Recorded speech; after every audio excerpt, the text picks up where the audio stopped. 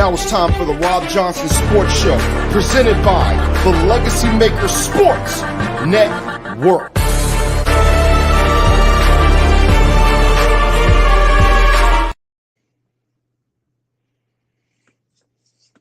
All right, what is going on, everybody? Welcome to the Rob Johnson Sports Show, episode 44. I am back again with Mr. Larry Patterson. Larry, how are we doing tonight, sir? What's up, brother? How you doing? What's up to everybody, all the sports lovers, haters, addicts, and fanatics? Glad to be on episode number 44 with my man Rob, talking sports as usual. Definitely. Let me get us on screen here. Sorry for everybody if you cannot hear me greatly. That's because my microphone unfortunately went out completely. But hopefully everybody can hear me. Hopefully everybody is able to get everything they need here tonight here on the Legacy Maker Sports Network and Rob Johnson Media.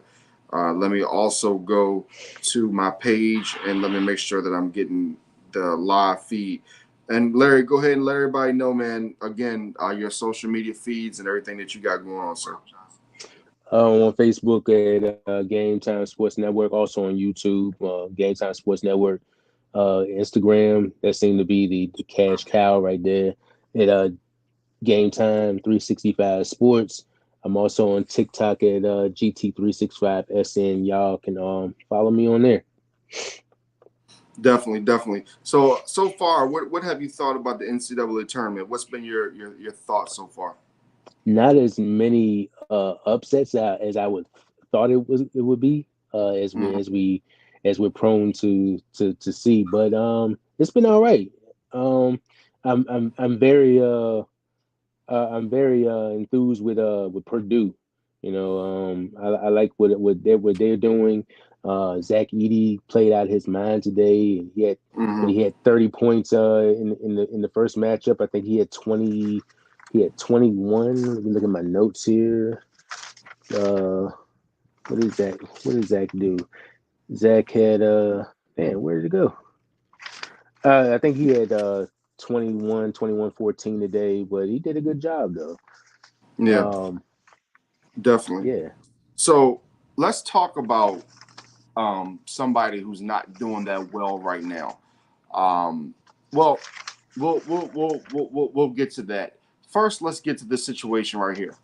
And as you see, I have the green behind him, meaning money. This is Shohei Ohtani. He's a $700 million man. He now plays for the Los Angeles Dodgers. He was with the Los Angeles Angels before. But there was a scandal that came out that his interpreter allegedly stole money from him to place bets. It doesn't quite give off the good smell test.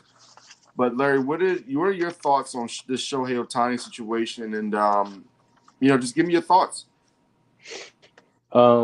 It's crazy because I mean, why now? After you done sat here and you done signed the biggest, richest contract in MLB history.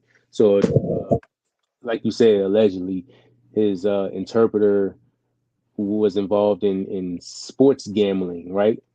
Now, Yes. Sports gambling is illegal in California. So that's very important. That's very important to understand for people to understand. It's illegal in California, so that's an issue.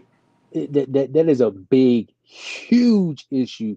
So now, the first report came out that the interpreter said that Shohei helped him pay off his debts, and then he walked it back and said that Shohei didn't have any knowledge of the transactions or whatever. So something's going on.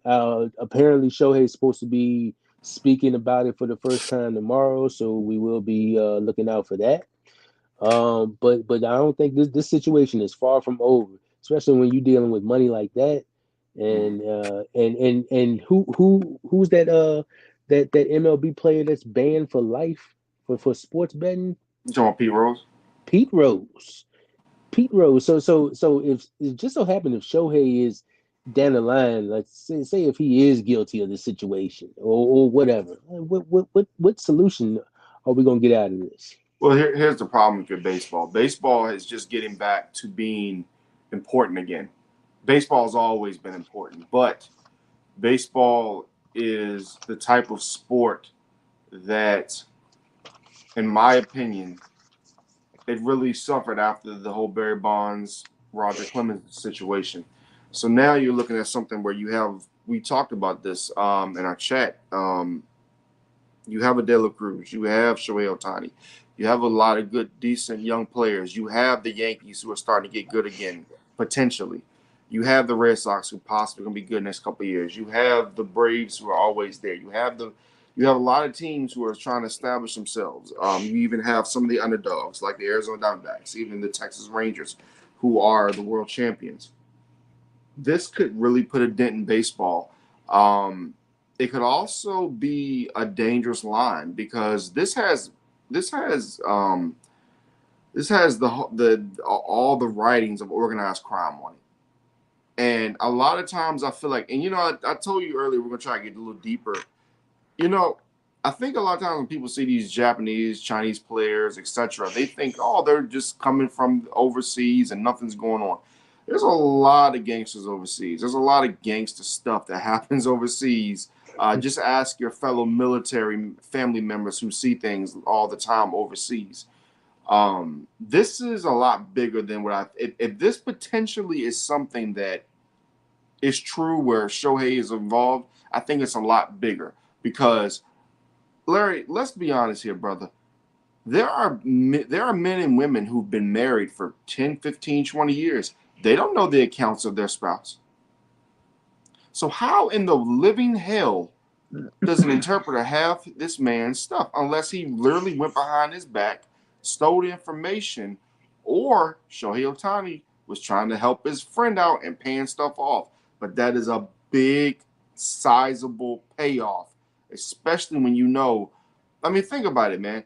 Anything over $10,000, it has to be reported. So some people do 9,999, so it won't get reported, etc., or a little bit over, and it won't be reported. But you talking about millions of dollars, especially with terrorism, and you got the Patriot Act. I know people don't like to talk about that, but I mean, you start having those type of funds. I mean, it's going to be investigated by not only the FBI, deeper than that. So international crimes, all that stuff. So this has the makings of getting very nasty if they don't get a hold on this. It's already basically a federal investigation. So Yeah, yeah, yeah, so yeah. Especially, this is especially big. the times we're living in right now with relations between America and the rest of the world, and not being able to be trustworthy. I mean, come on, man. There's something here. There's something here that's very fishy. And I understand Dodgers fans are like, oh, they're picking on us. And no, listen, Pete Rose is banned for life because he gambled on baseball. But I doubt very seriously he had this much cake in the game. We're talking about what, $4.5 million? But Larry, this is the thing that bothers me even more. What if the Dodgers knew? What if I'm not saying Shohei Ohtani did anything wrong? What if the Dodgers knew? What if the Dodgers knew? Hasn't always been suspicious to you that he wanted to give them a team friendly deal up front and then get the rest of the money later? Didn't that And on the always seem? back end, yeah, Yeah, yeah, yeah. Didn't that that always seem a little fishy to you, right? Like yeah, because like because like it had to be a situation where the Dodgers were protecting themselves some way somehow, right? So somebody knows something. something. It's definitely something fishy going on. Like I said, he'll speak out tomorrow. We'll find out more information. I'm pretty sure he'll say, he didn't know or whatever. But I feel like this investigation is far from over, and we'll see what happens down the line. But it's like you said, something is definitely fishy, especially when it comes down to money like that. That is crucial. Yeah, So because I mean, you look at it. What is it? He's taking like what? Basically, not pennies on a dollar, but if you're looking at a $700 million contract, it's like $4 million first couple of years, or probably less than that, because he wants to help the team. I mean, if it ends up being that he was doing this, how much trouble could the Dodgers be in? No, no. In man, fact, no, no. In fact, how much trouble could the Angels be in? Because the Angels, this was going on in Anaheim, right? This is going on in Anaheim, Los Angeles, the Anaheim Angels, Los Angeles Angels, and that franchise has been known to be a little sticky. So I mean, what happens if both franchises are implicated in this? Could, I know it won't happen, but could we be talking about MLB team, both MLB teams potentially being out of Los Angeles? I know it probably won't happen, but I mean, situations happen like that. But when you have situations like this, it tends to go that route, you know. Well, I don't think they're going to lose the franchise. What I will say is that with gambling now, and again, that word organized crime, there's a lot of organized crime when it comes to gambling. And I think, and you know, Larry, again, I hate to go deep on this, but I told some people a few years back, I was like, look, gambling was best when it was done by the bookies. Nobody knew about it. And people were breaking legs and sending people to the hospital, and everybody was keeping their mouth shut. You know, I'm going to tell you one person, and I don't know if you watch Vlad TV, and I don't know how much you like mafia documentaries. Michael Francis is a name that I think that a lot of people should be running to right now because have you ever seen any of his interviews? Michael Francis. Yeah, go watch Michael Francis. Go watch. I'm sorry if I'm butchering his last name, but Michael Francis. He's a former mobster. Let me give you a little bit of background. Former mobster. Got out of life clean, no issues whatsoever. He was able to live his life perfectly. But he talked about how there was sports gambling and shaving back in the day. That if you were a quarterback and you owed debt and you couldn't pay that debt back, because let's be honest here, Larry, we see these people making millions of dollars, but it's easy to go in debt when you're spending a couple $100,000 every weekend. I Mm. mean, it's just like check this out. I remember Will Smith said this, and I sorry folks, we're going a little deeper here. You know, just follow me what I'm saying. I remember Will Smith said something one time. He was like, if you're a poor person, you got $30 and you spend $3 a day, your money's gonna be gone within 10 days. 3 times 10, $30. But if you got $3 million, you're like, oh man, I'm balling. I can do what I want to. You spend 300,000 10 times in 10 days. Guess how much money you got left? Zippo. Zero. You know what I'm saying? So that's what I'm saying. There's different levels to this. So my point is that, when it comes to this type of money, we don't know how much money it put. If he has been gambling, we don't know how much money he's lost. You know what I'm saying? And I guess my point is that when I talk about the Michael Franchise, who's a former mobster, is that when it comes to money, and this was my biggest. I swear to you, Larry, I mean this. This was my biggest worry when they started having sports team in Las Vegas. When they started having sports team in Las Vegas, I said, you know what? It might be over after this. Your thoughts? Why? Why do you say it? Why do you say that? Because think about it. You got a young 22-year-old who's a 6th round pick in the NFL, or you got a 10th round pick who's in the MLB, who's in Vegas. They ain't making that much money. What do you think they're gonna do? Hmm. They only make an NFL player, NFL rookie, making 200,000, or making only 150,000, and he might get cut. Or a baseball player who's in the minors, who may not get a chance to go to major leagues, making what, $2,000 a week, $2,000 a month, $5,000 a month. This economy in Vegas, that economy, you can't survive off that. I mean, people say Right. you can, but you got bills, you got family, etc. What do you think they're gonna do? You Might go think to the. they're not gonna shave some points off? Oh You yeah. know what I'm saying? Like this is a thing. This is a thing, and it's scary to talk about. But yes, go back and watch. I'll give you an example. I went back and looked at the Cowboys Pittsburgh Super Bowl. You remember when Neil O'Donnell just threw that ball right to Dallas? Yep. Threw it Yep. right to him.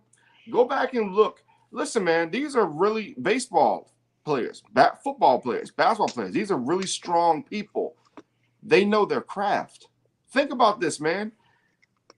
Look at the All-Star game. Look how accurate everybody was, right? Just making open shots. Now look at some of the games where people got open shots and they're missing them. Like, how the hell they missed it? They're professional.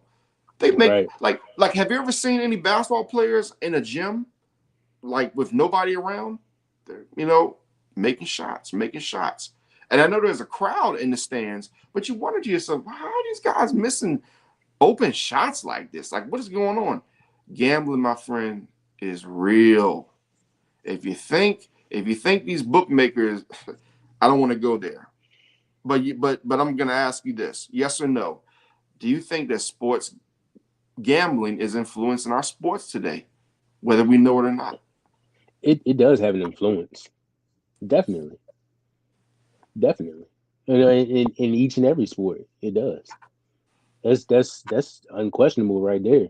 Is it hurting outcomes of games? Do you think that gambling is affecting games today in 2024? I feel like somewhere in the higher ups and the people that we don't see, uh, especially in today's time when you're seeing calls that don't go the way that they're supposed to be going. I feel like somewhere in the people that that's hidden that don't show their face, I feel like they have an influence somewhere Do you think because do you think that okay, it's legal on the pro level in college? Do you think we need to start vetting high school referees more because I'm seeing things that worry me? I And don't know, man. I know you've seen it too. I don't know, man. Because if one, I mean, it probably is to this day. We just don't know it. But I feel like if it goes to that level of high school, like you know, we that's a level right there. Like that's trouble right there, man. Do Like it's you already. but here's the thing. Do you remember I believe it was the Detroit Pit it was not wasn't the Pistons. I think it was I think it was the Miami Hurricanes 30 for 30, or either it was Jalen Rose when he talked about back in the day, you had to make that shot or you had to miss that shot because you didn't, somebody would have killed you. Hmm. It's that serious. Isn't that a shame though? Like with high school sports anyway. Yeah. Like But these are kids playing yeah. and But Larry, but that's my point. Think about that.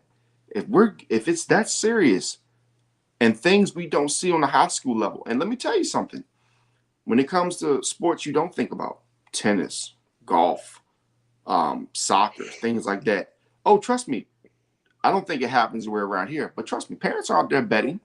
Parents are, I mean, parents are. I'm not saying parents are doing the outcomes of games, but I mean, sometimes you look at fans in the stands and you look how people react online. That's not just love of the team. Somebody just lost their rent money. And what I'm saying is that if that's happening on the high school level, think about the pro level and what potentially could happen. I mean, you're not just talking about games. You're talking about drugs. You're talking about all types of illegal crap because there's so much money involved. You trying to tell me not one NFL, MLB, or NBA owner isn't involved in some type of drug smuggling? I know we're getting deep here, sir. I'm just saying I'm sure it is. when you're dealing with this type of money, there's more than meets the eye. I'm sure it is. Like I even look, prisons, I give prisons, prisons. yeah. Let me. I think it was a topic in high school. Hmm. Not anywhere. I forgot where it was from, but I remember it was I was watching something and it was an old high school player, and he said that he was approached by I guess street dudes or well, I guess the one of the street dudes is a leader of a street gang or whatever. He said, "I need you to have an off night tonight. If not, somebody gonna get hurt." So I believe you still have stuff like that to this day. Oh, most definitely, Definitely. most definitely, you have stuff like that today. There's absolutely no doubt that you have stuff like that today. And the thing is, with social media, it's easier to target people. It's easier to scare people. It's easier to make. And with AI now, think about this, man. This is why you have to be so careful. Again, folks, we're talking sports, but we're trying to make a point here. This is why you gotta be so careful with social media, what you reveal about yourself, who you are, because people can manipulate. They can manipulate, say, hey, if you don't do this, I'm gonna put this out about you, whether it's a lie or not. Have you been seeing these AI photos? People can do anything now, man. And Yeah. I mean, and it's not a laughing matter. Like people can really get hurt. Like people can really go into deep depressions because of what social media can do.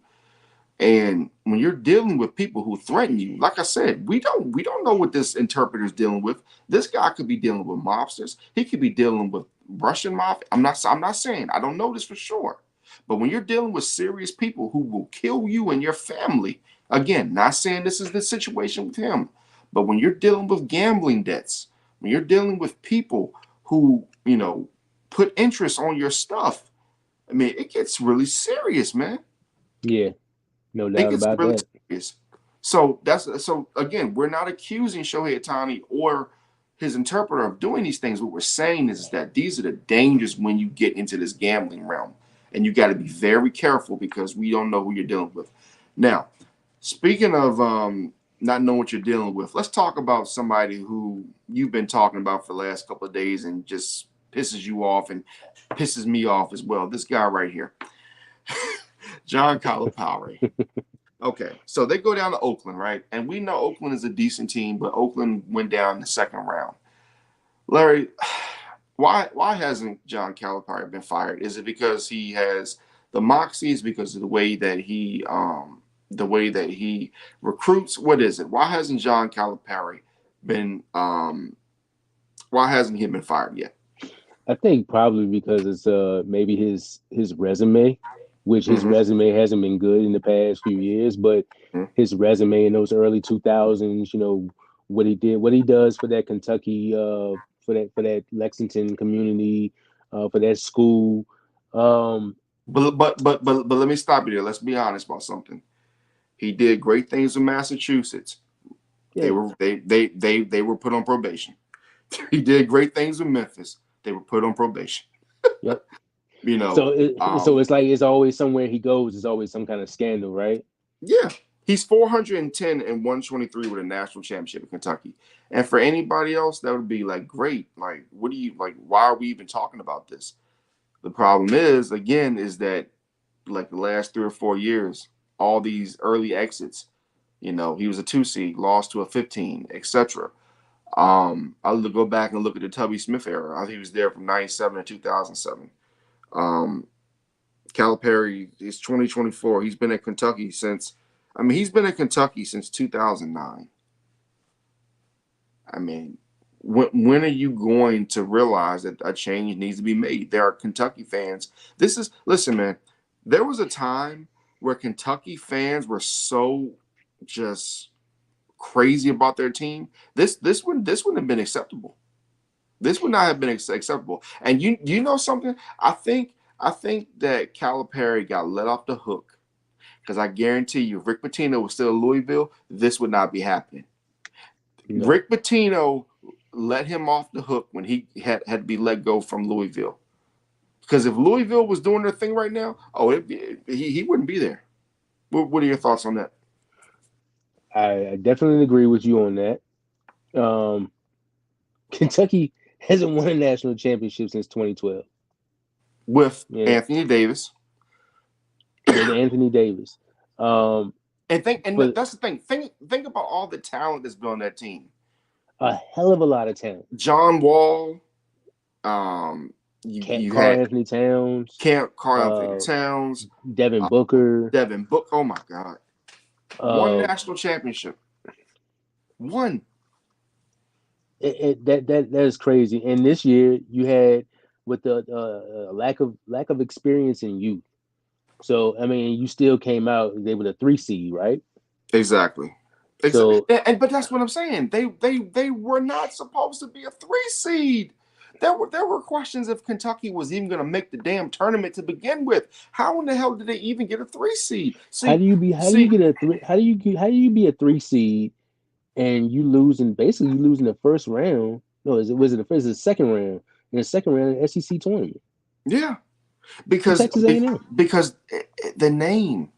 Unfortunately, there's still so much name value it's like Michigan State. Even though Michigan State didn't won their first round game, they had no business being there. I mean, Yeah, guys like Tom Izzo ain't won that championship since what 2000. Mateen Cleaves and that crew. Like, I really think that a that was lot of seriously the last time. I believe so. Michigan State hasn't won national. Michigan State's only won one national championship under Tom Izzo.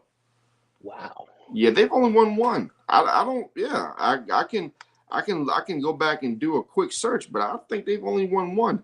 But in your opinion, what do they need to change at Kentucky? What needs to happen at Kentucky for them to turn this around? Be be more defensive for one, and maybe get some more guys to stay. Add that veteran presence in there. It when you got all these one and done guys, and their lack of experience, like I spoke on earlier, you would stop having these. Let's not forget, okay, you lose to Oakland this year, and then last year you lose to Kansas State. You choked against Kansas State, and then the Mm-hmm. year before that, you lose to St. Peter's in the first round. Well, let me say, So let me say something. That St. Peter's team is very good. I know they yeah, should not have lost to. I know they should not have lost to them, but I watched that St. Peter's team in person. That team was pretty daggone good. They were pretty. VCU beat them, but they were pretty special. And to confirm, Michigan State does only have two national championships. 1979 with Magic Johnson, in 2000. Yes, it's been 24 years since Michigan wow, State has won a national championship. And the thing that bothers me the most is you got guys like Tom. Listen, I'm a Tom Izzo fan, but it's how I have my theories. I'll call them theories. It's like the whole Kurt Ferentz thing. Why do these guys not get held accountable like some of the? I mean, okay, let me give you an example. Let me go to football. Remember Lovie Smith? Nine and yeah, seven record, got fired. But I yeah, really can't. You know what? I really can't make it about race. It's not, to me. It's not even really about race. It's about, and I don't want to make it too much about race because we're going to talk about race, a little bit of race later on with who. But to me, it's all about if you're really liked and about your reputation. I mean, think about something. You're a Broncos fan. How hated was Marty Schottenheimer? Be honest. How hated was Mari Schottenheimer? I mean, this man should have won multiple Super Bowls. I know we're getting off task here, but we're making a point. Followers are making a point. Mari Schottenheimer should have won multiple championships with Kansas City. You remember hmm those '90s, yeah, those '90s teams. Your team broke the hearts of the Cleveland Browns when he was the coach in Cleveland, Ernest Biner. I don't mean to open any wounds. And then not to mention those Chargers teams he had, sometimes going 14-2 and not even making the AFC Championship game. yeah. Like, so what do you think it is? Do you think it comes down to likability? Because guys like Cal and Tom Izzo, they have that charm, they have that likability. So what do you think? Do you think that it I just think comes down that's and because they suck up to the media, let's be honest. I think that's a little bit what it is, and with the with their resume, which the resume he hasn't won one since 2000. By the way, before we move on, did he at least make a national championship appearance since then? NCAA runner-up, 2009. That was it. And that was Okay, it. okay. You know what? I'll give you the full statistics. NCAA tournament Final Fours. Let's see, 99, 2000, 01, 05, 09, 10, 15, 19. Elite Eight. Okay, this is gonna get this. It's gonna take me a little bit. 99, 2000, 01, 03, 05, 09, 10, 14, 15, 19. Sweet 16s, way too many to name. NCAA appearances. Okay, this is the funny part, right? 2000, 01, 02, 03, 04, 05, 06, 07, 08, 09, 10, 11, 12, 13, 14, 15, 16, 17, 8. Basically, Michigan State. Okay, Michigan State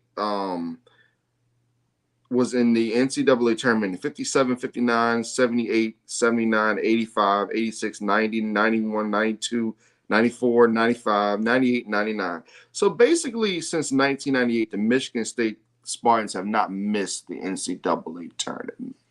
And that's probably Okay. why. That's probably why he's still there. But again, and they haven't won the regular season conference since 2020, and they haven't won the conference. They haven't been conference champions. They've only been the conference champions since '99, 1, 2, 3, 4, 5, 6 times. But my question is again, where's the same standard? You're Michigan State. You have tradition. Magic Johnson. You had one national championship until 2000. You're Kentucky. You're supposed to win. You're supposed to be in the mix. Why isn't there the same standard? I can't answer that. I can't answer that question. But I know Because for like, I hate to cut you off. It's like Tony Bennett. It's like they can't get out their way. Like I'm gonna bring your Virginia point up again. It's like these people cannot get out their way. It's like, listen, I think they're scared. Because you remember North Carolina back in the day after they lost their legendary coach, and then they went through Matt Doherty, they went through all these guys, and then they finally got Roy Williams, and North Carolina was back. There's so many people that are afraid. Like, what happens if we lose this guy? Can we get somebody better? Because Michigan State's like, when we lose Tom Izzo, who are we going to get to replace him? It's like Tom Brady. They're still looking for their Tom Brady in New England, and there are people out there who are afraid. If we lose this coach, how in the living hell are we going to replace him? You got to take risk. You got at some point you got to take those risks. Like, all right, so with what you just talked about with Tony Bennett. Now, Tony Bennett's been there. I've been putting up the graphic. The graphic's been shown pretty much since Thursday. Yeah, yeah, Me yeah, and Darrell, yeah, shout out Darrell Owens. Me and Darrell been pretty much talking about this since what was that play-in game? What was it? Tuesday yeah, or Wednesday, one of them. yeah. It So was, it was Tuesday. Yep, how many Tuesday and Wednesday. years? Yep. How many years has Tony Bennett, since he's been there, basically, has he had a offense that has not cracked the top 200? Now, Okay, okay, but I now have to stop. I gotta stop you there. I gotta stop you there. And I'm gonna tell you why. Because I agree, Tony Bennett, he needs to improve and he needs to go. But let's be honest about something. Who gets the better athletes, Kentucky or Virginia? Kentucky or Kentucky, Virginia? Kentucky, And how many? And they got the same amount of national championships between Virginia and Kentucky. That's a shame, man. Kentucky and Virginia got the same amount of national championships in the last decade. Come on yeah, now. yeah, Virginia's a smart school. The closest next thing to Notre Dame. Virginia don't get the athletes that Kentucky got. So somebody needs to hold Cal's ass accountable. Because there's no reason that John Calipari only has one national championship. And he's had one, plenty of opportunities.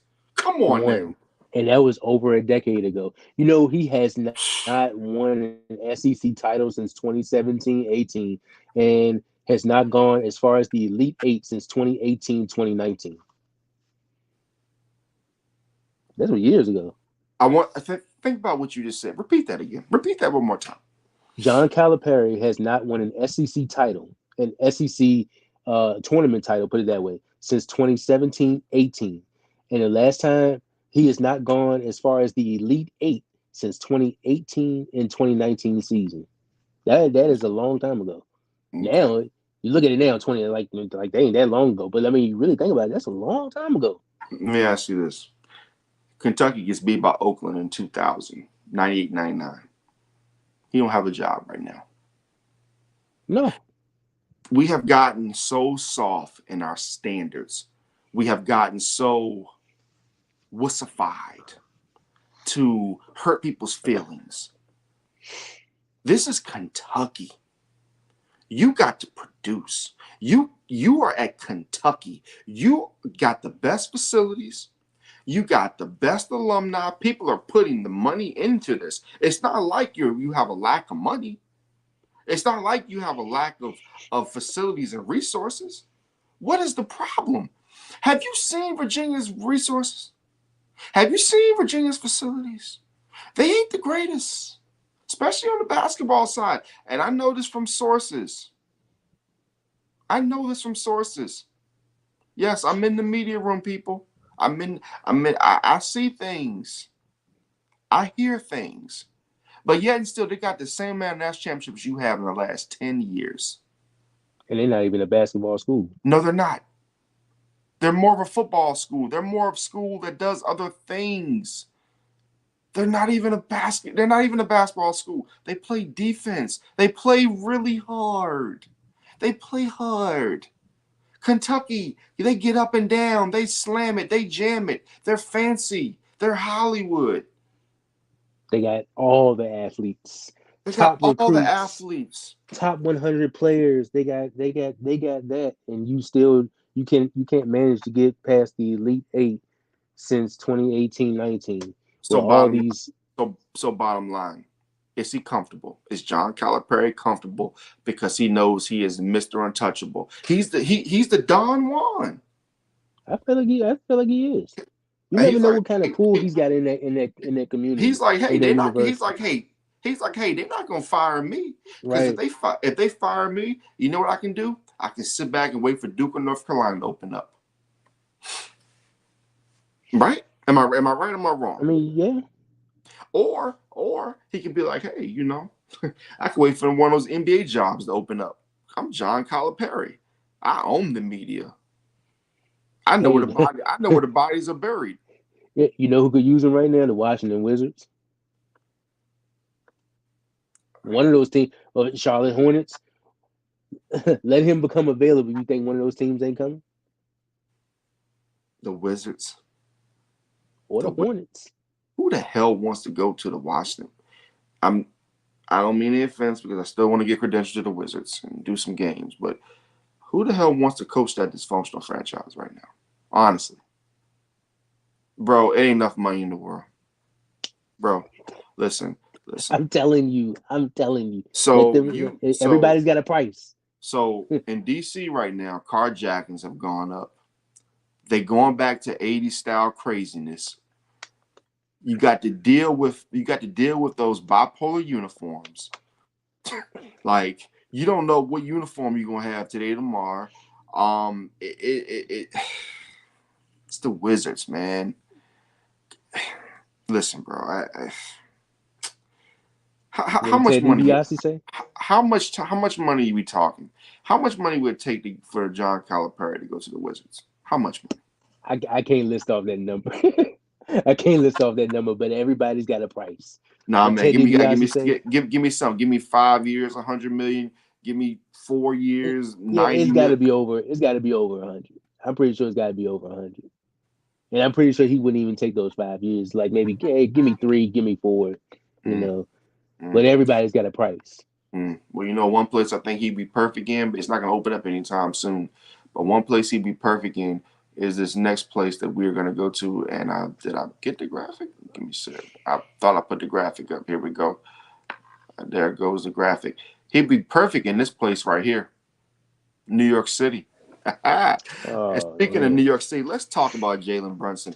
And to me, this is not even a question. This is a statement. Jalen Brunson should be in the MVP race. There's no question about that. In fact, he should be the front runner. I think Jalen Brunson is one of the better players in the National Basketball Association. I believe Miss Becky Hammond said he couldn't lead a team. Ha, joke's on you. He didn't go. He didn't come to a loaded team. You did, Becky Hammond, which are overrated. Never mind. I'm not gonna call you overrated. Don Staley's better than you, but we're not gonna go there tonight. Um, Jalen Brunson, 27 points per game, 35 minutes per game, 6.5 rebounds per game, 3.6 rebounds per game, um, zero point 0.9 steals per game. After you round it up, it's one.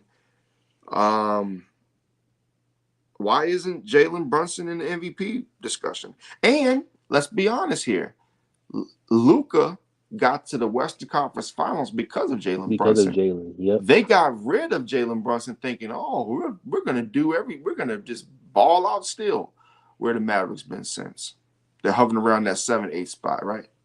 And Yeah. what's Jalen Brunson doing out here balling even without Julius Randle at times?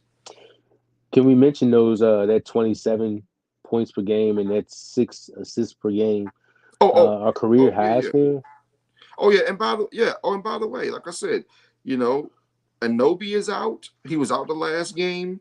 Randall's been out. Everybody's been hurt, but the Knicks are still winning. The Knicks are Yep. still winning. And by the way, don't know what the timetable is for Julius Randle or Mitchell Robinson. Mind you, if we get that big dude back, man, the things that he can do as far as crashing the glass and protecting the rim, um, and then OG Anunoby, the defensive prowess that he shows, like I think he's gonna be out for another couple weeks or whatever. So just the injuries been hammering the Knicks, and we still been able to win games. Mm, But Jalen also 47 shooting 47% from the field and 40% from three, shooting 84% from the line. On this season, he has 27 20-point games. He's got 20 30-point games. He's got 60 40-point games. He's got that's a pretty 50 good. burger. That's pretty good. and 8 Pretty steals in the good, last 6 games. Um, I would put him in well, he is top five in scoring this year, but uh, SGA, SGA's been playing good ball too, but definitely Jalen does belong in bro. that The MVP bro, conversation. bro, bro. Hold on for a second. I told people before the season Oklahoma City was gonna be this good. You could not watch Oklahoma City last year and not know they weren't gonna be good. They got a lot of talent around them. Now, Definitely. let's be honest about something, right? The Knicks have been struggling for years. Everybody can, Larry. I feel like people complain just to complain, right? Nobody's ever happy. It's like the Knicks aren't relevant. It hurts the NBA. Now the Knicks are relevant. People are still bitching and crying. Like, which one is it? Now, let me ask you this, sir, and but without you looking, because I'm sure you probably know the answer. When was the last time a Knicks player won MVP? What year and what was his name? A Knicks player won MVP. It's hard, I know.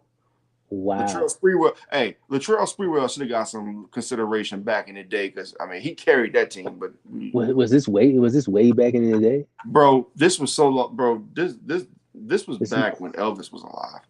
goddamn Willis Reed. 1969, 1970. That was the last Knicks And player to win MVP. I mean, think about that. You had Patrick Ewing out here. No offense, carrying a bunch of. He was the big LeBron. Okay, he was carrying a bunch of dudes who, no offense, they were really good. Anthony Masons of the world, and etc. John Starks John and Starks, and these guys were decent. But Patrick Ewing had these guys in finals, Eastern Conference Finals, and he couldn't even get an MVP award. Really? that Seriously? was our last number one pick. Hmm? That was our last number one pick. Well, yeah, because the NBA coordinated. They froze that. They froze that mother. Yeah. Well, I mean, listen, man. I'm not into conspiracy theories, but yeah, he was going to the Knicks. Now, let me tell you. Let me ask you this: what would have happened if y'all had got Hakeem Olajuwon instead back in the day? Oh man, The we, Knicks were at least winning a couple of championships. we probably would have won a couple championships. He won. Yeah, He won a couple championships. So most definitely. But you getting know, back to Jalen Brunson, why is it that I feel like he's not getting the respect he deserves? He's in New York City. Is it because he's smaller? Do you think if he was 6'9", 6'10", imagine if this was Kevin Durant doing this in New York right now? Do you know the hype that would be going on? Or imagine Steph Curry doing this in New York right now and having the Knicks at the fourth seed. don't talk to me about that because those. Could you I was, imagine? I was just about to cuss, but don't talk to me about that because the Knicks had a chance to get him. Didn't he get drafted after Yeah. A he got lot of drafted? He got players did. so the Knicks Donovan definitely could have Mitchell, a had lot of Stephon. players. Yeah, a lot of the Yeah, players. Yeah. I said how many draft picks we messed up. Hey man, that's So that's before y'all so got to World Wide see West, etc. Man. to see Jalen in this spot, and I don't care what anybody says, like he is an MVP candidate. Will he get it? I'm not sure. I hope he does. But for him to be But leading the charge for the Knicks right now without a Julius Randle and without those main pieces, I mean he's got to be there. I You got to mean, be crazy not to put him up there. and like I said, if you really look at it, and you look at everything that's going on, right? The Knicks are, I, I think I don't think this is accurate. I think that the record was updated, but basically they're a half game behind the Cleveland Cavaliers. If the playoffs started today, they would play the Orlando Magic, which is historically a great matchup. I mean, it brings nostalgia back thinking about the Knicks Magic playoffs. But if they got the 3 seed, they play the Pacers. I think everybody wants to see the Knicks and Pacers. It's one of the all-time great rivalries. I was about In to say that brings nostalgia in back too. oh my God, yes, yes, yes. But see, the See, difference is we don't have it on NBC anymore. We have it on WAC ESPN. No, I mean all the offense in the world. ESPN just doesn't cover games like the way NBC used to do. They just don't. I'm sorry. And not having Bob Costas, narrate or talk before games. it just doesn't make it as special for me. You know what I'm saying? Or Because Jalen, Ahmad because Rashad that's the down there thing. Because doing that's the a thing. sideline reporting. That's the thing. That's right. A guy like Jalen Brunson would get more love in the '90s. I feel like. Oh yeah, I feel like he would get oh more yeah. love in the '90s because even you look back at a guy like Jordan, right? If it wasn't for the NBA or NBC, Jordan wouldn't have got this. Jordan would have been big still, but not as big because back then they did TV differently. They did things differently. And I just feel like with social media now, with everybody who claims to be this and claim to be that, I just don't think a guy like Jalen Brunson gets the respect he deserves. I feel like back then, yes, he got the respect he deserved, especially in New York. But everything is going on now, man. You know, people are on their phones, they're on their tablets. They're always people are occupied. You know, the world is different than it was. You know what I'm saying? Like, imagine Jalen Brunson in the Garden in '94, '95 doing this. The way Come he on, man. finishes at the rim, Yeah, he's it's hard. special. He's 27 years old. He Yeah. played at Villanova. He's got championship pedigree. Like, come on, man. Like, I don't understand what more. What the Thank you, God. what the more does what the fuck more does what the more does this dude? I'm trying not to curse. What the more does this dude have to do to prove that he's the MVP of this league? Come on, man. Everybody else out here lollygagging, you know, they missing games. This dude shows up every single night. Hurt, He just went to Steph's house and beat him hurt. convincingly. He plays hurt too. Yeah. Yes. He loves the He game. he played hurt when he was in Dallas. So Yeah. Yeah. how And that's how Dallas don't sign this dude back is thank you. again, That's all I gotta say. where has again they got Kyrie and Kyrie is box office. I get it, but are they better off? I get it. Kyrie, I'm a Kyrie fan, but are they better off?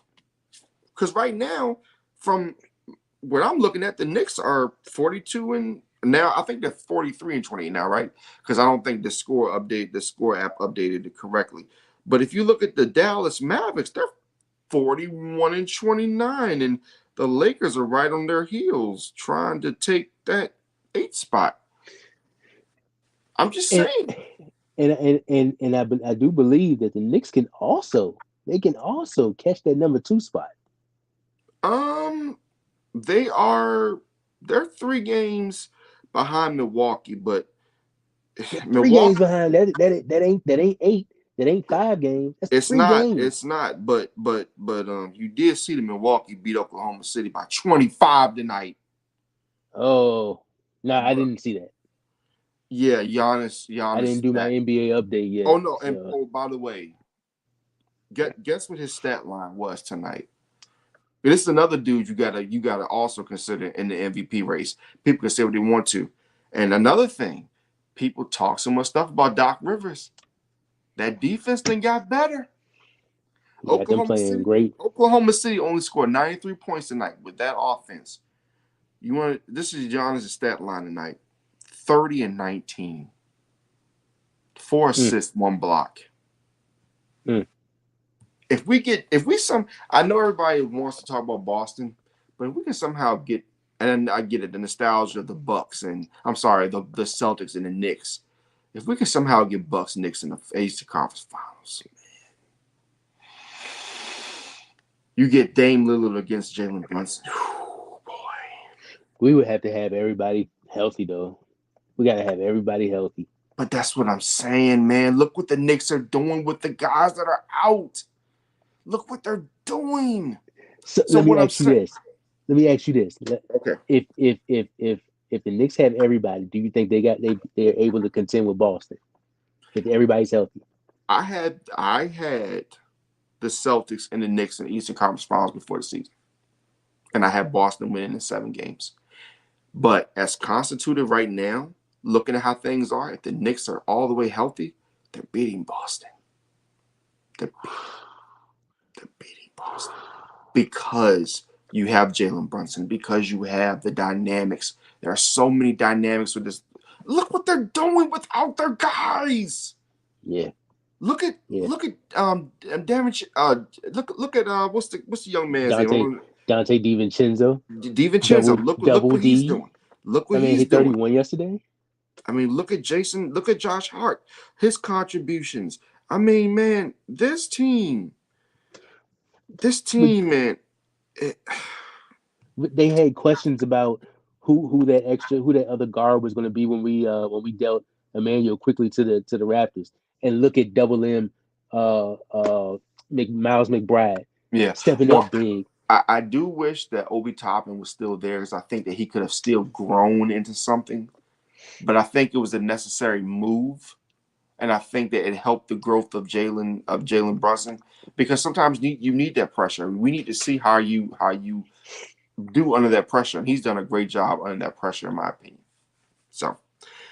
So yeah, he's doing his thing, man. But like I said, he definitely should be in the MVP race. Now, let's go to this next topic really quick here, sir. And did I? Yep, here we go.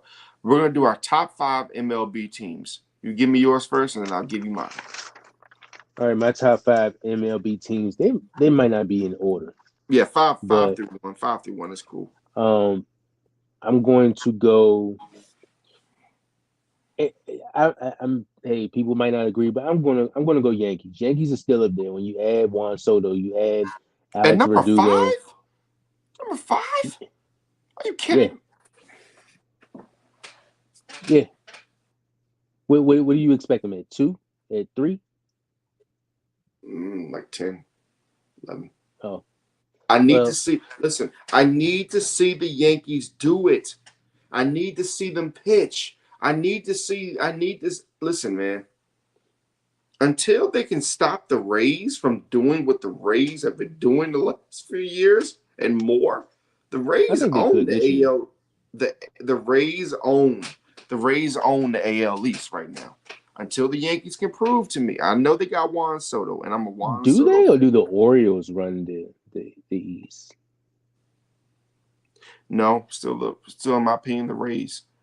Now, the Orioles will run the East very soon. They'll be making World Series appearances. They're very young. Who won the East last year? Was it the Rays or the Orioles? It was the Orioles, I believe. Oh, okay. So But then but but but but don't the Rays have a championship underneath their belt? Or have they at least been to the World Series? They've at they've least been been to to the the World World Series. Series. They haven't won a championship. I mean, And until they hoisted, what is it? but What does it mean? look, man, listen, I get it. It's the Tampa Bay Rays. They got that rinky dink arena. They got that rinky dink ballpark. They're in a place where Jerry Seinfeld's father used to do shows about the elderly going to sleep at 3 o'clock in the afternoon. I mean, come on, man. It's Tampa Bay, dog. Mm. Tampa Bay. I mean, yeah, Tom Brady brought everybody out, but barely. It's Tampa Bay. So Your city's called Tampa Bay. really, Tampa Bay. I guess. I guess. Yeah. So with some of the moves that they made, plus what they're getting back, Garrett Cole should be back in a few weeks. But I'm is he? is he? I don't We'll trust see. it, man. I don't We'll trust see. it. Juan Soto should be a great addition in that outfield. That's basically it's a wild card five for me because I didn't really want to put him in my five. Uh, at But at but but four, but but but I see you did though, right? I did, I I did. knew you did. I know, At I, know, at I, know, I knew you were going to. Okay. All if right. at four at four you might be a little upset, but I'm gonna put the Braves. I got the Braves. You got Ronald Acuna coming back off the history making season. Austin Riley, Matt Olson, Ozzy Albies. You added Chris Sale to add to the rotation with Spencer Strider and Charlie Morton at Have you at been smoking? three. Have you been smoking? No, I Have haven't. you been smoking? And No, I'm I not. haven't. I'm not talking about weed or angel dust. Have you been? Have you been smoking that Dodgers dust? No. Speaking of the Dodgers, I have them at three. I have the Dodgers. Just like I said, this is no particular order, but Oh I no, have it's an the order, dog. Five through one. I put the Dodgers in my next team. You added Tyler Glasnow. You added Shohei Ohtani to the record deal. James Paxton, Mookie Betts, that whole team over there. They should be at the end of it, at the end of the Again, season. real quick before you finish, how stupid is Boston for letting him walk? Oh wow. Got to be the dumbest. People when people talk about the dumbest things in sports history, that's got to be up there. Hey, sometimes you do stupid shit, man. My next team, the Baltimore Orioles, who I think will be very I good agree this with year. that. I agree with that. And if you remember last year, I had them in Arizona as my surprise teams. And Yeah, you did. You did. yeah, man. And it's they're not stopping no time soon.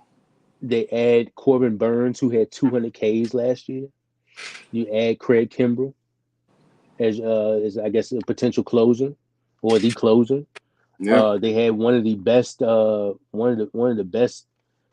around bats last year with Adley Rushman and Santander and Mount Council and all those guys. Uh, Kyle Bradish should be back before the end of the first half of the season. And then the Houston Astros, as the rich get richer, when Oh you yeah. add Josh Hader to go along with Framber Valdez, Christian Javier, Justin Verlander. Man, Hey man, you know something? I, I need to say something, and I don't mean to be offensive to anybody. No, I do mean to be offensive. I am getting so sick and tired of people making excuses. The Astros cheated. No. The Astros were just better. Okay? The Astros were just better. The I, Astros are run well. The Astros know how to scout well. You know, I told the Yankees, do not sign Aaron Judge to that huge contract. He's too you shouldn't big. have. He's too big. But no, he hit 60 home runs plus, and he captivated the hearts of Yankees fans. And then he got in the postseason and he didn't do a damn thing. Here's the He didn't kicker. do You know who else they nothing. shouldn't have signed? He You didn't know do who else they shouldn't have nothing. signed? Go ahead and say it. Go ahead and You say know it. who I'm about to say. Yeah, I know. Go ahead. Go ahead. Giancarlo Stanton. Hey man, that's your fault, man. Listen. That one, just you got signed up for one season, basically. Hey man, listen. After what was the dude's name? After Miguel Cabrera went from Miami and he just looked like he was starving Marvin to to Big Miguel. I mean, you should have known. Anybody who comes from this, I mean, look, bro. Miguel Cabrera went from Scarface working in the sweatshop to being fat and happy. Okay. So whenever you have somebody coming from the Miami Marlins and that crap show, by the way, they got 2 World Series championships over the Yeah, I was last. about to say, man, he Sheesh. got a title, don't he? I mean, yeah, man. And they beat the Yankees. Oh my God. Yeah. Listen, that series was beautiful. I remember that series to this day. I think there are still people who can't believe what they saw in that series. The Marlins Even beating me the for one Yankees. of them. I mean, you look at the difference in stature. Good God! All right, I'm gonna give you my top five. Before that, real quick, Go ahead. I'm not gonna be long. One of my teams to watch out for is the Kansas City Royals. I think the Kansas City Yeah, Royals. interesting. You know, my team is the Washington Nationals. Man, I saw them play last year. I'm not saying they're not gonna win the East. They're not winning the East. But could they get a playoff spot, especially over the Mets? You're damn right they Oh can. yeah, oh yeah. Oh The my Mets are God, horrible. man. But I Man, feel let me like tell you. The Rays in a weak AL Central. I feel like the Rays. I feel like the Royals could potentially win that And that, well, you don't in the believe in in you don't believe in the Guardians to make a little bit of a comeback. no. If it's anything, it'd be a three-team race between the Guardians, Twins, and I'm gonna say Royals. I think the Royals sneak in there. You added Seth Lugo and Michael Walker. All right, so listen, C.J. Abrams from the Nationals is a star waiting to happen. The Padres had him in their grasp and they got rid of him because of the whole Soto trade. Mm. That listen, man, the Nationals are right there. They're the Braves better hurry up and start winning, get a championship or two. The Phillies better hurry up and get their championship. Um, the whatever. I'm not gonna mention them because I don't even know what's going on with the Mets. The Mets are gonna Mets every year. But bro, the Nationals are coming. I'm not saying they're gonna, like I said, not saying they're gonna win the World Series this year. I'm not saying they're gonna even win a playoff series. But it would not shock me to see the Washington Nationals in the playoffs. That team with C.J. Abrams is dangerous. And you know what is even better about the Nationals? That fan base is spectacular. That Washington Nationals fan base is spectacular. And I'll say this about your Kansas City Royals pick. When the Royals are good, those fans are out and about. They love their Kansas City Royals. They already got a hell of a fan base over there with the other Kansas City team, so they can just keep building momentum over there. Yeah, And who else? Patrick Mahomes is gonna show up like the rookie one day and throw a no hitter. Isn't he a part owner over there? Yeah, of course he is. He's Patrick Mahomes, man. Yeah. He So owns he owns Kansas City. He owns the AL East. I mean, I'm sorry, the NL. He owns the AFC West. I mean, he owns everything. You know. Hopefully he's got a prenuptial agreement. Anyway, uh, so my teams. Number 5, the Arizona Diamondbacks. At number 4, I have the let me see, Baltimore Orioles. Number 3, the Los Angeles Dodgers. Number 2, the Texas Rangers. The Rangers are really good. And I'm sorry, I have the Braves number 2, and number 1, I'll give it to the Texas Rangers. The Rangers have not been getting the respect they deserve in this offseason. I don't understand it. I don't get it. The only reason I'm keeping the Astros out is because I feel that I need to see more consistency from them in the regular season, etc. I think that the AL West is going to be very good, very tight. Laugh at me all you want to. The the A's or the Oakland A's, the Oakland now Las Vegas A's are going to make things a little interesting this year. They're not going to win a division. They're not going to make the playoffs, but they're going to make it interesting. And you notice I didn't mention the Angels because they're irrelevant. yeah. I feel bad I don't feel bad for Mike Trout, but For what? For what? He no. Let me tell you something. Remember Joe Thomas from the Browns? yeah. His big ass could have left. Larry Uh, Fitzgerald, his he could have left a long time ago and got a championship. But you know what? This is why when people talk about Larry Fitzgerald being in the Hall of Fame, just remember Anquan Bolden went 2 destinations and won championships without Larry Fitzgerald. We don't talk about that, do we? We don't talk about that, do we? yeah. Anquan Bolden took your man Joe Flacco to a championship. That's Super Bowl worthy. And real quick, all you Cleveland Browns fans, shut the hell up talking about, oh, we didn't re-sign Joe Flacco. He had 13 touchdowns, 8 picks. Shut the hell up. Did you see the playoff game when they got absolutely murdered? Just thought I'd throw that in there real quick. People out here advocating for Joe Flacco. He had a couple good games. I mean, he had a couple of good games, but it's y'all fault. If y'all would have just knocked the damn ball down and not been gambling, literally and figuratively. Come on, man.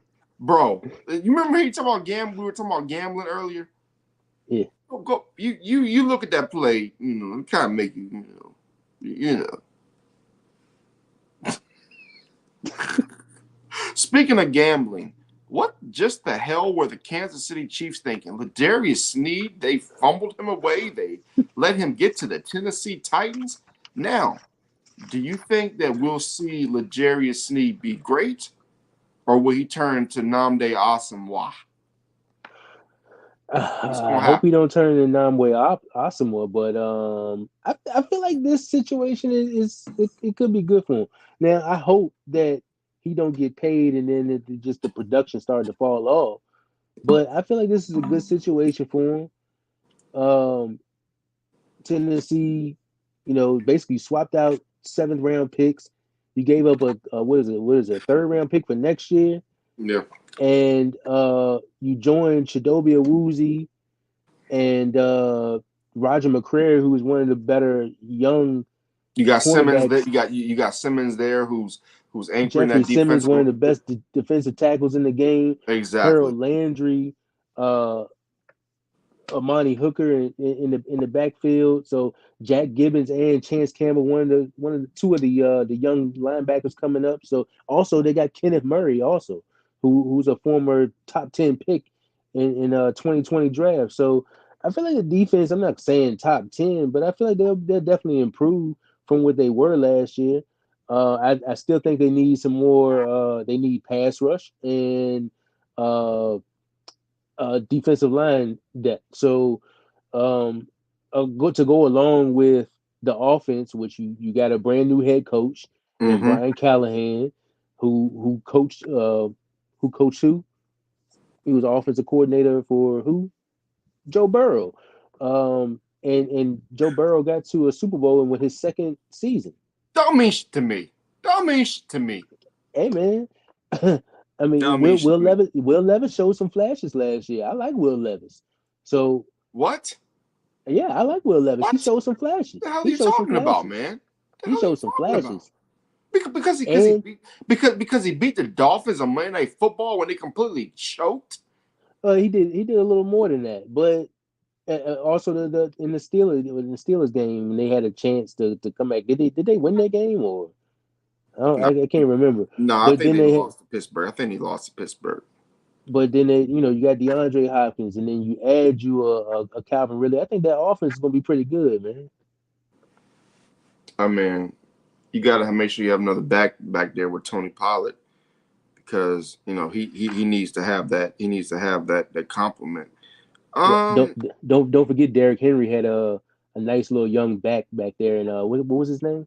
What's his name? I'm blanking on his name. He was a rookie last year. Um, you talking about for the Titans, right? Tajay Spears, which Tajay I feel like, Spears. I like yeah, Tajay Spears. yeah. I like Tajay Spears. He's a good back.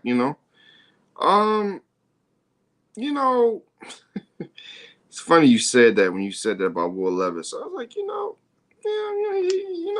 he did pretty good. He did pretty good. But do you remember a player who also had a really good rookie campaign in 2019? Do you remember that? Do you remember that, sir? Do you remember Daniel Jones throwing 24 touchdowns and 12 interceptions in 2019? Man, don't put that in the same conversation. Do you remember Daniel Jones throwing 24 touchdowns and 12 interceptions in 2019? I remember it.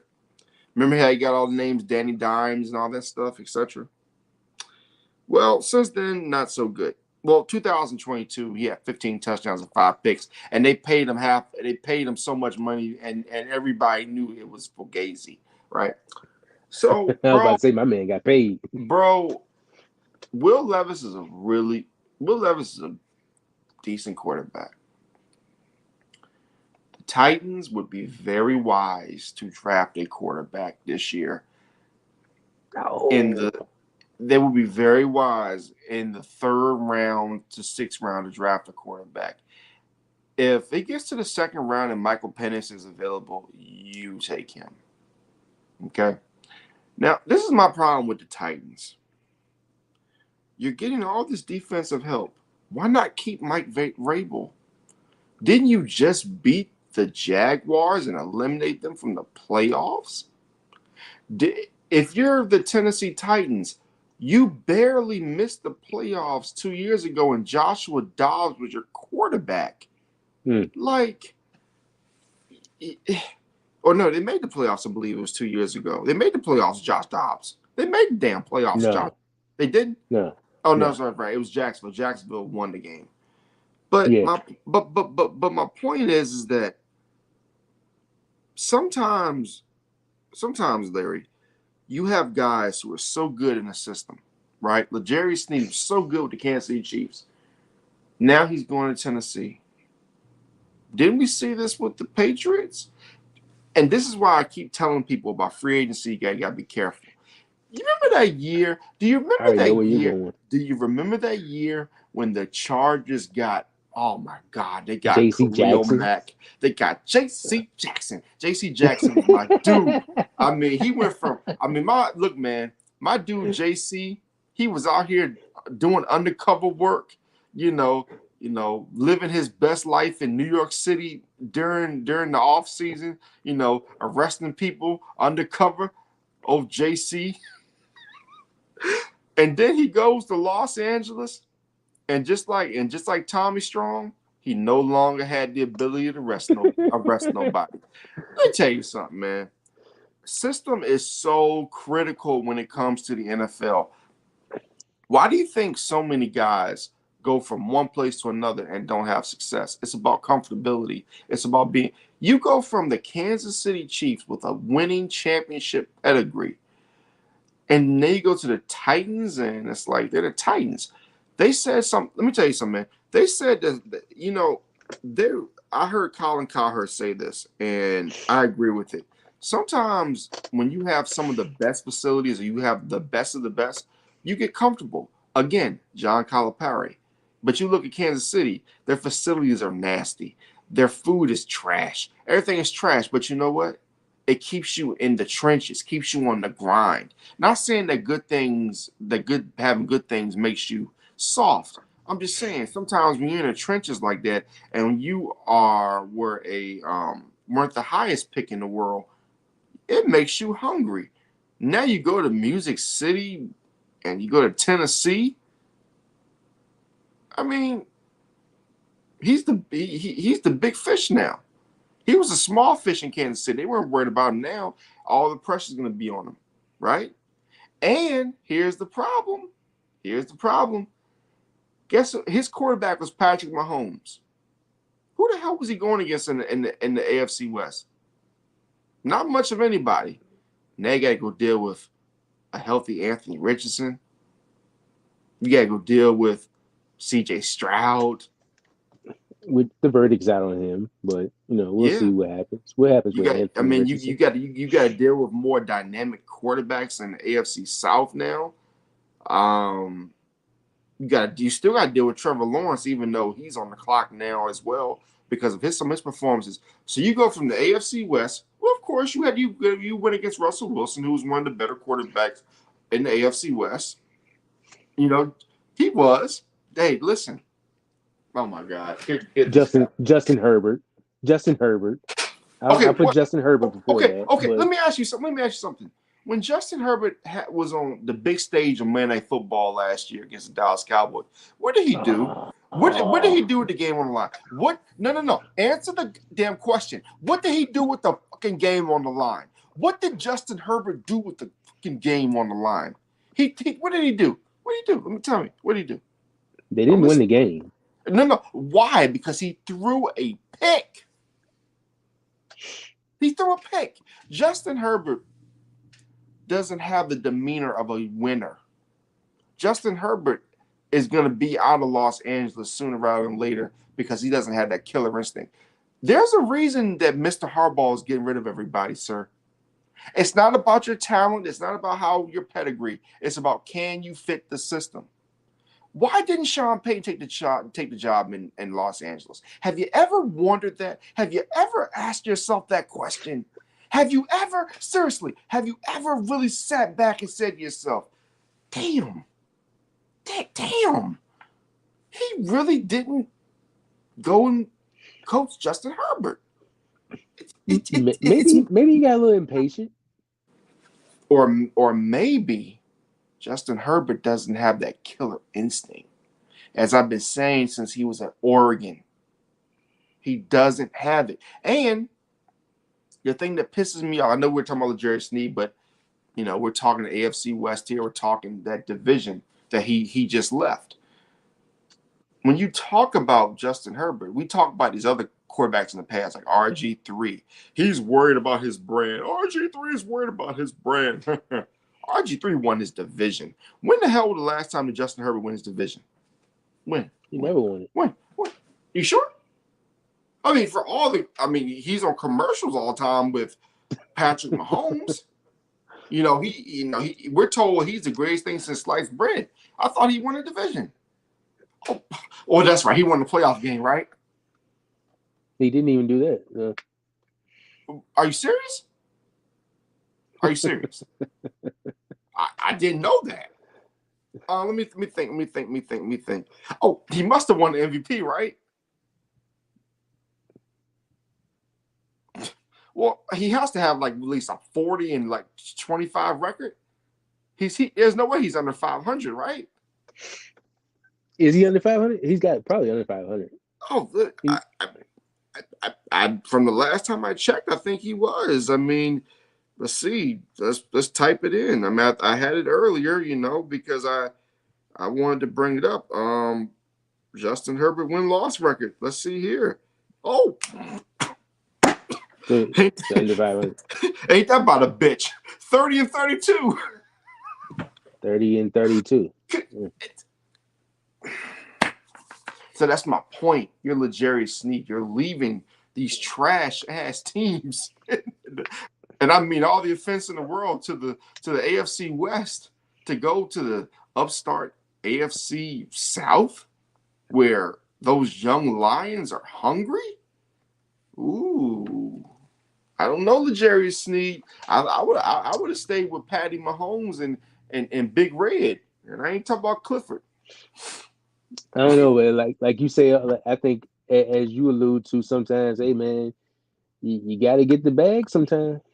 Hey, you got to get that bag. Listen, I'm not defending anything that Deshaun Watson may or may not have done, but at least Deshaun Watson got to the second round of playoffs. He was up 24-0 on the Chiefs, and then I don't know what the hell happened after that. But at least he won a playoff game. Justin Herbert ain't even won a playoff game, bruh. And the last time we saw Deshaun Watson, he was like 14-14 against the Ravens. Do you know? I'm just being honest. He was 14-14 against that tough Ravens defense, and I believe he was 5-1 on the year. Could you imagine Justin Herbert going 14-14 against that Ravens defense last year? No, hell would have froze over. 6 times over. No, I do remember him playing a competitive game on Sunday Night Football with him, though. So. Who? Justin Herbert? Yeah, against the Ravens on Sunday Night Football. It was a low scoring game. The Ravens, Ravens defense, you already know how that is. But and what happened? Oh, they lost. Why? Because they lost. They're the Chargers. You know who Justin Herbert is? He's a less serious version of Mike Trout to me. When is he going into his 4th year? 5th year? Is this his 4th year? Yeah, man. Yeah. I know there's other quarterbacks that have done less. Let me ask you less time. Who was his college coach? It was Mario Cristobal. What the hell did Mario Cristobal do this past year that made us scratch our head against Georgia Tech? Bro, they don't make good decisions. Mario Cristobal, he learned all his decision making from Mario Cristobal. That's not a positive thing, damn it. And here's the thing. Let me tell you this. You know where the Chargers screwed up at? You know where the Chargers screwed up? By getting rid of Anthony Lynn. Anthony Lynn is one of my favorite coaches in the league. And watch, he's going to pay dividends in Washington sooner rather than later. If they would just kept Anthony Lynn, Justin Herbert would have been way more advanced than he is right now. They won a playoff game too, right? Yeah, under Anthony Lynn. And they got rid of him that following year for Brandon Staley. For Brandon Staley. Because, Anthony, listen, they were discriminating against Anthony Lynn because he was white. Well, now he's got he's got Jim Harbaugh as his head coach now. Okay, Jim so Harbaugh is going to take it back to the days when he had Andrew Luck at Stanford, and Justin Herbert could be an MVP candidate this year.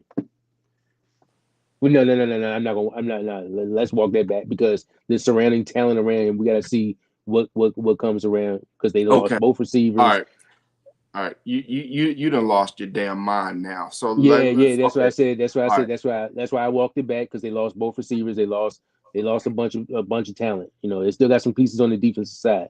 But let's see what they do in the draft. Okay, like I said, we must be getting tired. We almost an hour and a half in this, so we're gonna start going through a little bit quicker. So you must be a little tired. Somebody gonna be a damn MVP candidate. So let's go to this next topic, man. What the Next hell are couple you? years, give it The that. hell you talking about, man?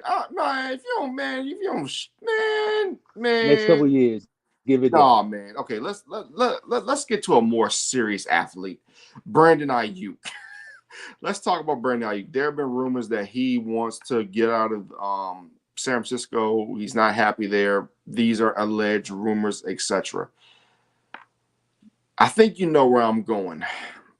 In your opinion, Brandon Ayuk, what would you offer for him, and what's the best place for him to go? You already know where I'm going with this. I don't think he's going anywhere. But He needs what to, I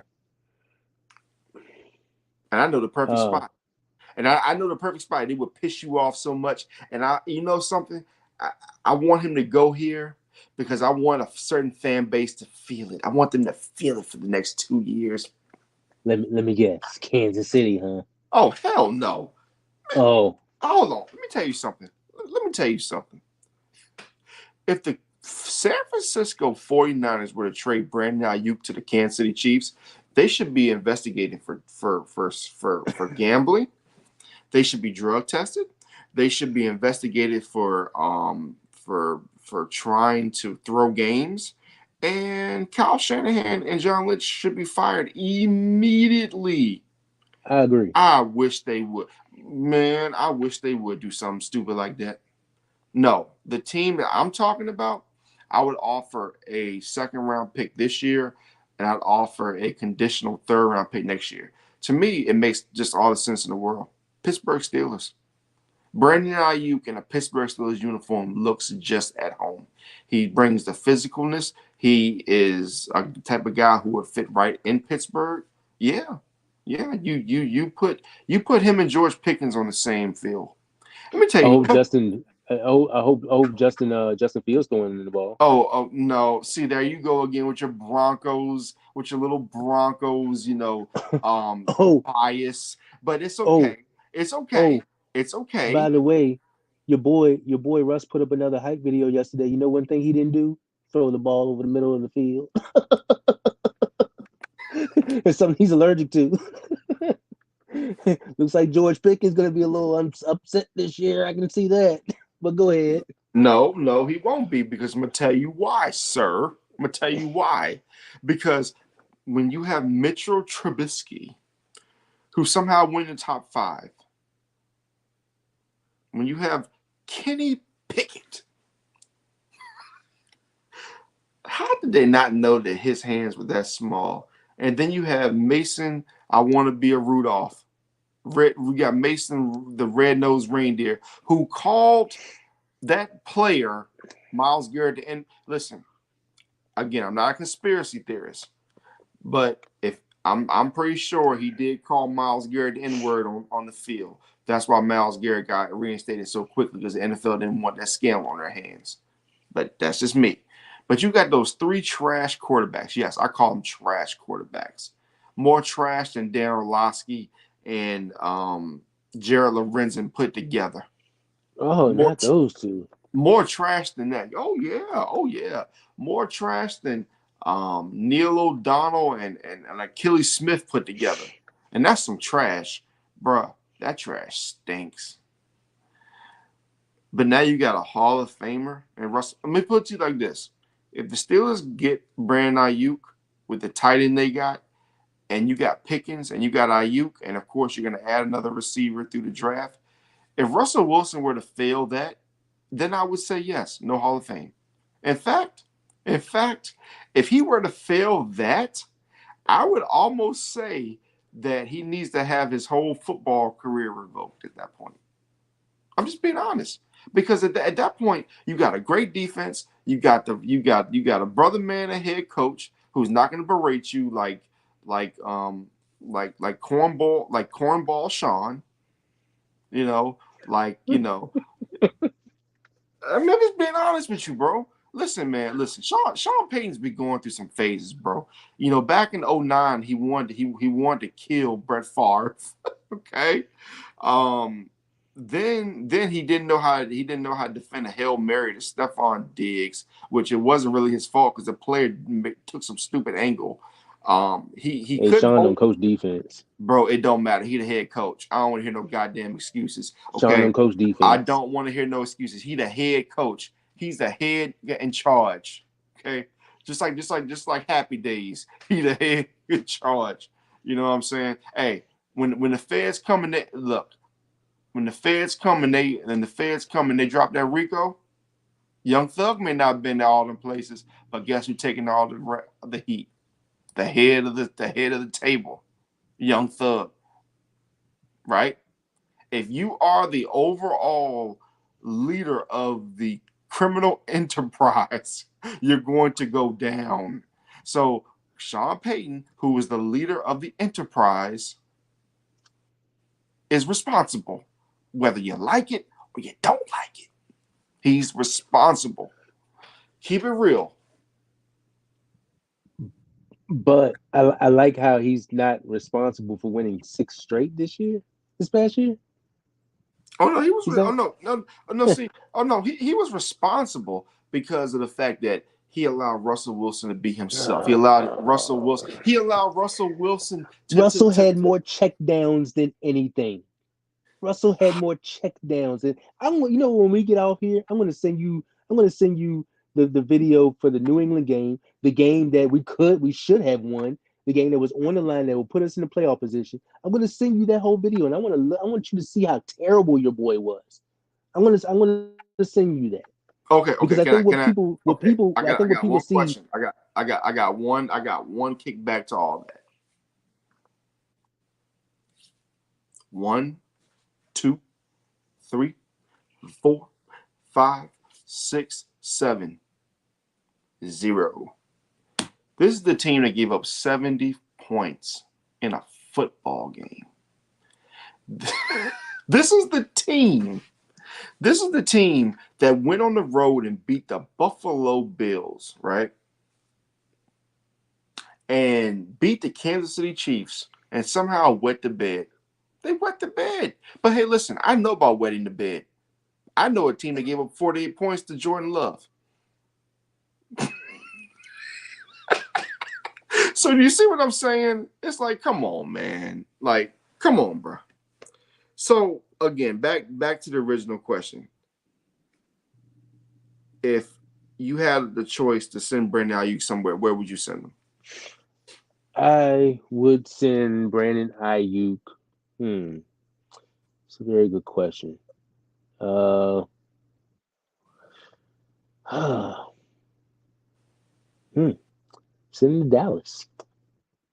I know it won't happen, but Dallas needs a That's receiver. brother. That's sacrilegious. The San Francisco 49ers would never do that. They would never do that. You're right. They would never do that. And do Uh, you? But here's the other thing.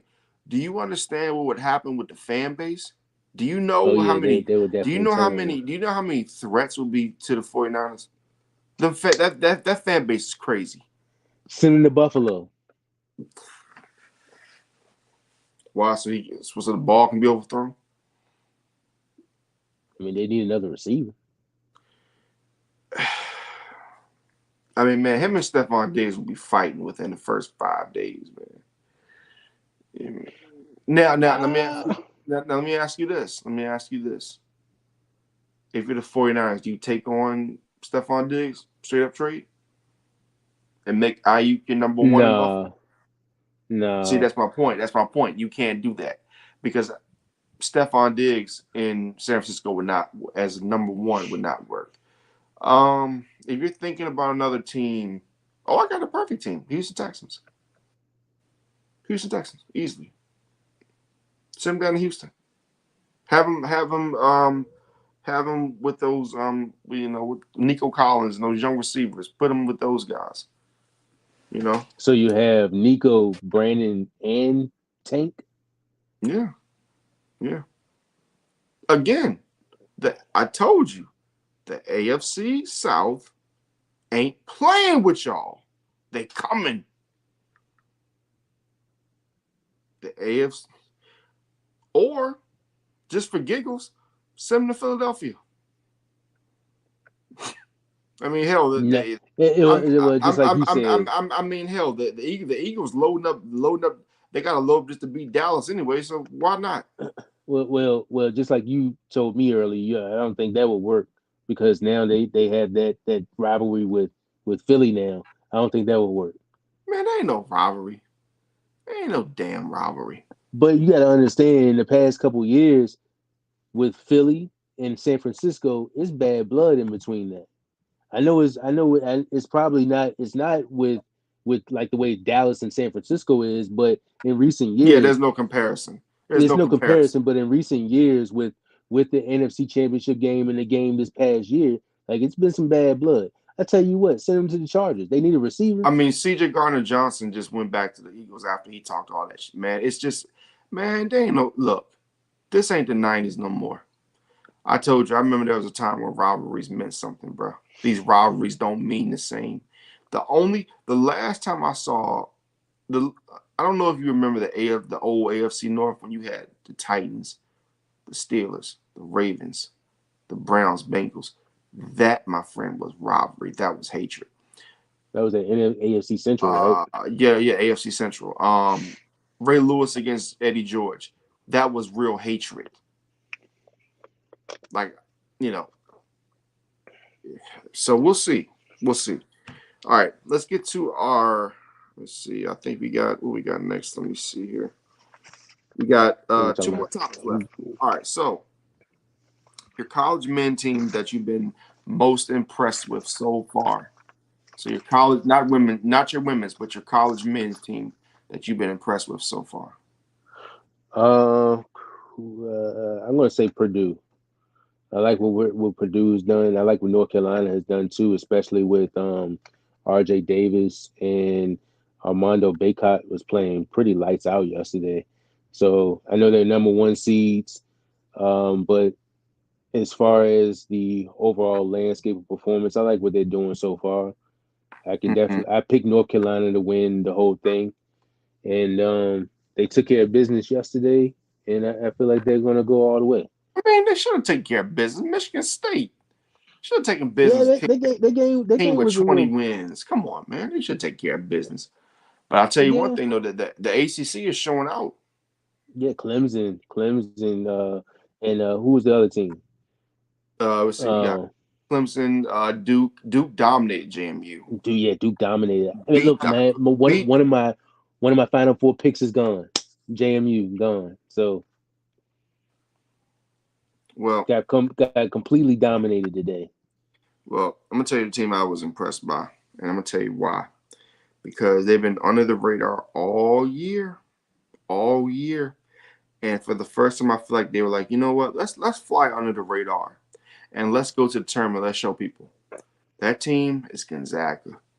Whenever you beat a McNeese State, who people can say, oh, they're McNeese State. No, the Cowboys are a good basketball team.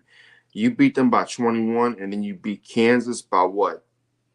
21 as well. So basically they beat the first two teams they played, Kansas and McNeese State, by 21 points. You beat Kansas, even though Kansas has injury. It's Kansas. And now it all sets up in the Sweet 16. You play Purdue. It's sitting right there for you. Gonzaga has been very impressive. And I even must say this, even as a North Carolina fan, I don't get caught up, even though my teams, have a rivals or I'm a rival of a team. I don't let that stand in the way of my perspective. Duke has looked very good. Duke Duke looks dangerous, man. They look incredible today. Duke looks very good. Duke looks very good. Now we got two more topics left. Let's get to Angel Reese. So today, she kind of wagged her. She said bye bye to a player after the player fouled out in the third quarter, not the fourth quarter, but the third quarter. And I made sure I represented her well. Look at her, nice, beautiful hair, USA. You know, looking all Angel Reese. For all those who don't like Angel Reese, take a good look at that beautiful ebony queen right there. Emperor, look at her. She's pretty, ain't she? I bet y'all don't like that, do you? Yeah, but I showed it. I'm gonna show her again. Nice smile. Angel Reese, you go, girl. She had a nice game today. Oh, most definitely she did. But the reason I add that was you pointed out to me about some of the comments that were just absolutely crazy. Yeah. And my thing is, if that was a player, did you get that? If that was a player, would they had got that same kind of treatment? And the comments that I seen in there was just, it was crazy. One thing I am going to say though, like, is it a little unprofessional to be doing that? To be waving, at a player that's fouled out in the third quarter? I mean, bro, if you follow, look, man, if you foul out in the third quarter, you suck. How do you foul out in the third quarter, bro? I can I listen. mean, If it was 2 minutes to go in the fourth, I get it. If it was 1 minute to go in the fourth, I get it. But bro, you get 5 fouls. That means for the first two quarters, you average 2 fouls a quarter. 2 fouls each quarter. That means when you come into the fourth quarter, in third quarter, you already got 4 fouls. Like you one away from being disqualified but was early. it And bro, necessary? I mean, bro, listen, this is coordinated, I believe. I said this a couple years back. I said that Angel Reese and Caitlin Clark had to be the new Larry Bird and Magic Johnson for the WNBA to grow. And what didn't happen ever since. They've used every listen, man. I know people don't want to believe this, and I know people are gonna fight back against this. I have breaking news for everyone. Everybody ready for this breaking news? Breaking news, everybody. Breaking news.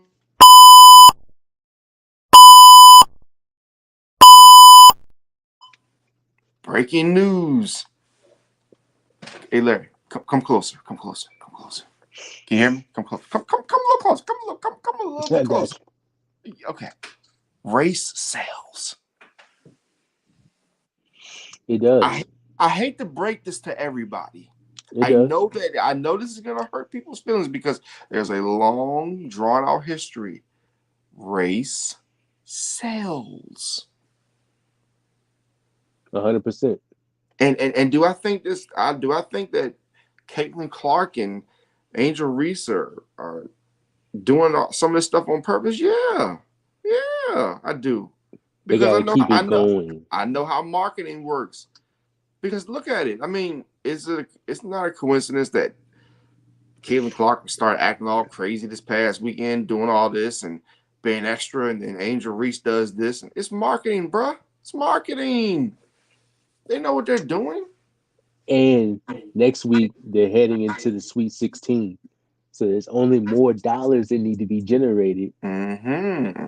You know, unless Mm-hmm. you got a big contest against UCLA this coming weekend. So that's gonna be Mm-hmm. like I told you earlier. That's gonna be must see TV. Oh yeah, And most definitely. And I that's the thing. If the pandemic didn't teach you anything about race being a cash cow, I don't know what did. They use race for everything. Listen, man, it's gotten to the point now where they use race to, like I said, to for rate. There's been like this for ratings, to sell products. Every time you get on Facebook now, a black doctor became the first black doctor. I'm like, this is 2024. Why are we the talking about these things? first, yeah, Because it's about it's about sales. It's race about sales. race. It's about selling it because America loves a good old race story. I mean, come on, man. Listen, bro, there are homes across America right now that are watching. Look, man, it gets so bad. People watch Family Feud and they and they debating about, oh my God, I hope the black family win, I hope the black white family win. Why do you think they mostly got that? Because they know it divides people, man. People are ignorant. People really think this color stuff matters. We all got what, 200 plus bones. We all got the same amount of bones underneath all this skin interior. We all bleed the same. You know what I'm saying? When we all die, we all go the same place in the dirt. We ain't no different. And The don't only know difference, bugs discriminate off the body. So yeah, yeah. I mean, no, they're gonna eat you the same. The scorpions, everything. The bugs in the ground are gonna eat you the same. There's no difference between any of us. It's just that we've all been conditioned to think that we're different. We've all been conditioned to think that if you talk a certain way that you're a certain color, or you gotta be like this to be a certain color. It's all crap. All this is crap. Let's just enjoy the games. But we can't do that because a lot of you out there are too conditioned to do the stupid thing. There's a lot of stupid people out there, Larry. Hate to say it, there are a lot oh, of stupid people out there, and they actually I do believe believe that, this my crap. man. They actually believe this. So now, my video didn't load because of the simple fact that, well, I put it in the wrong format. So our last segment for tonight is going to be, and it doesn't have to be sports. Our last segment is my new segment that I'm gonna have every Sunday night, and just remind everybody, Rob John Sports Show every Sunday night 9:30 from now on. Final segment is called "Get Pissed." No holds barred. Let the world know about anything. How do you feel, Larry? Let the world know how you feel, sir. Let the world know how I feel about, and we touched on this earlier, how Tony Bennett has not had a You just can't leave this. You just offense. can't leave this man alone, can you? I can't. I can't. I can't because ever since 2020, what was it, 2017, 18, no, it was 2018, 19 when he won the title, right? Mm-hmm. Now, you had three guys on that team that were not, I wouldn't say scoring machines, but they could score. And then your offense was still in the 200 range, past 200 range.